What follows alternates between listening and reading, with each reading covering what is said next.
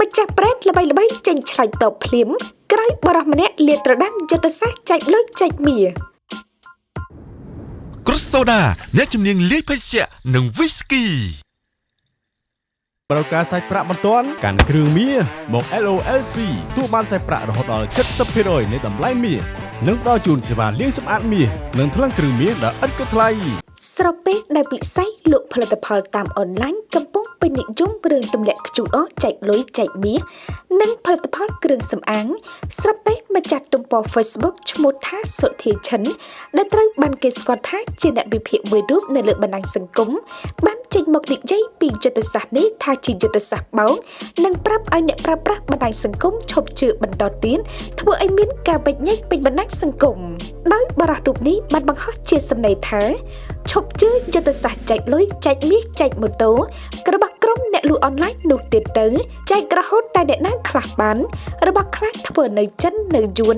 យកមកមួយដបមិនដល់$1ទេចែកចុះឡើងអ្នកទិញកាត់រោគអ្នកលក់ធ្វើសេដ្ឋីក្រោយពីការបង្ហោះរបស់ម្ចាស់ទំព័រ Facebook ខាងលើក៏មានអ្នកលេងបណ្ដាញសង្គមជាច្រើនបានបញ្ចេញមតិ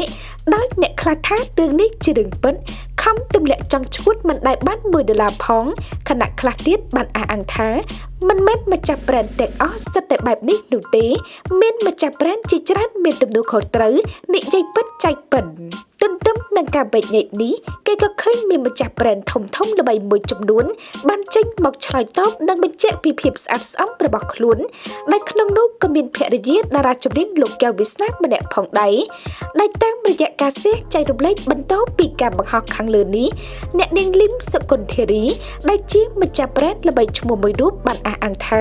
សម្រាប់ខ្ញុំបើផុសចែកគឺចែកពិតតិចច្រើនមិនថាលុយឬផលិតផលគឺឲ្យពិតឲ្យតែ fan ជួយ like share comment ដូចគ្នាលោកជំទាវឡៃស៊ីជាម្ចាស់ប្រេនដែលល្បីលំដាប់ប្រទេសក៏បានចេញមកការពារខ្លួនជុំវិញការលើកឡើងរបស់លោកឈិនសុធាដែរថាភ័យណាបោកទៅវាយភ័យនឹងកុំវាយអ៊ូ